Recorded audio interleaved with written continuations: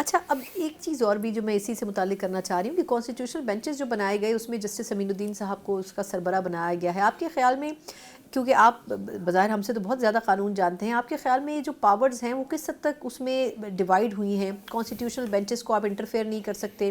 منصور صاحب کو ایک اسٹیج پہ یہ کہنا پڑا کل پرسوں کے کچھ کیسز ہمارے پاس بھی رہنے تھے، سارے ہی آپ وہاں لے کے جا رہے ہیں. تو آپ کے خیال میں وہ اوور برڈن نہیں ہو جائیں گے؟ کیونکہ ہمارے یہاں تو سارے ہی مقدمات آئینی اور قانونی ہوتے ہیں سپریم کورٹ میں. دیکھیں اوور برڈن کیا ہو جائے گی، اس پوری اسکیم میں چیف جسٹس آف پاکستان کو ارریلیونٹ کر دیا ہے. ارریلیونٹ کس طرح سے کر دیا ہے کہ کیسز فائل ہوتے ہیں سپریم کورٹ میں، مگر آپ نے اختیار کیا دے دیا ہے، جو کانسٹیٹیوشنل بینچز کی کمیٹی ہے وہ فیصلہ کرے گی کہ کون سا کیس آئینی نوعیت کا ہے اور کون سا نہیں ہے. اور جب وہ فیصلہ کر لیں گے جو چیز بچے گی وہ سپریم کورٹ میں جائے گی، اور وہ سپریم کورٹ میں جائے گی پھر پریکٹس اینڈ پروسیجر کے تحت جو کمیٹی ہے اس کو پھر دیکھے گی. اور مزے کی بات ہے اس پریکٹس اینڈ پروسیجر کے تحت کمیٹی جو سپریم کورٹ کی بنی ہے اس میں پھر آئینی بینچ کے ہیڈ اس میں بیٹھے ہوں گے. اور پھر یہ کہ سپریم کورٹ میں جو فیصلے ہیں ان کو آپ دوبارہ ان کے لیے رجوع بھی نہیں کر سکتے. آئی تھنک کانسٹیٹیوشنل بینچز کے جو فیصلے ہوں گے نہیں اس میں نہیں کر رہے ہیں، وہ اپیل اس میں لائے کرے گی، وہ بھی انہی بینچز جو وہ کمیٹی جو آئینی سائیڈ کی کمیٹی ہے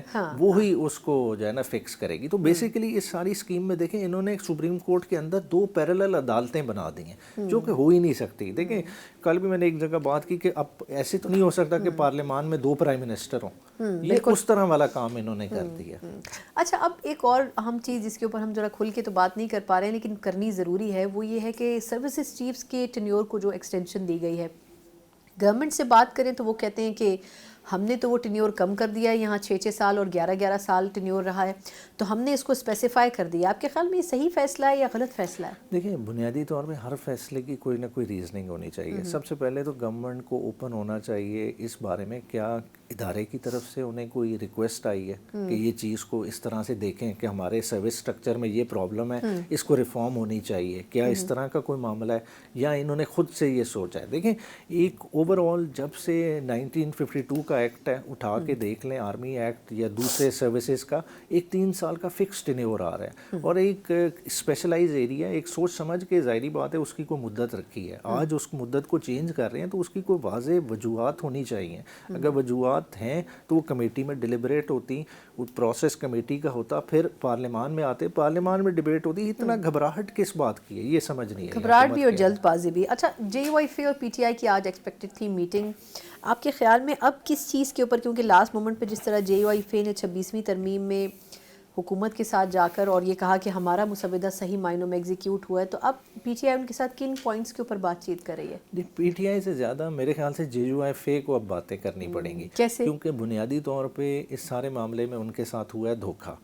2 طرح سے دھوکہ ہوا. ایک 26ویں ترمیم انہوں نے مولانا صاحب کو خوش کیا کہ ہم نے آپ کے کہنے پہ فیڈرل کانسٹیٹیوشنل کورٹ نہیں بنائی، مگر آج کے فیصلے ان چیزوں سے آپ دیکھ لیں کہ سپریم کورٹ کے اندر ایک اور آئینی عدالت بن گئی ہے.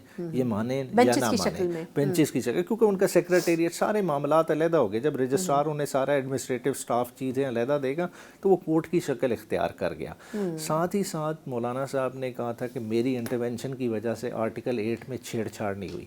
کہ آرٹیکل 8 کیا کہتا ہے؟ آرٹیکل 8 میں جو بنیادی انسانی حقوق یہ سلب کرنا چاہتے تھے، مختلف قسم کے قوانین اس کے امبریلا کے نیچے لانے چاہتے تھے، ملٹری کورٹس کے ٹرائل کے حوالے سے، ملٹری کورٹس کے پریونٹیو ڈیٹینشن کے حوالے سے، مگر وہ کام انہوں نے انڈائریکٹلی کرنا شروع کر دیا ہے. وہ آئینی ترمیم نہ کرنے کے نہیں کی، مگر انہوں نے کیا کیا کہ آپ کا جو اینٹی ٹیررزم کے لاز ہیں ان میں امینڈمنٹ لے آئے ہیں کہ ڈیٹینشن کا پیریڈ جو 30 دن کا تھا اس کو 90 دن پہ لے جا رہے ہیں. تو بات تو وہیں آ گئی، جو پہلے بھی 90 دن تھا، تو وہ ساری چیزوں کو انڈو کرتے جا رہے ہیں. تو اس طرح سے دیکھ لیں کوئی مطلب جو ہیومن رائٹس کے حوالے سے دیکھیں کوئی سیف گارڈز ہوں، کچھ بھی نہیں. بالکل ٹھیک. اچھا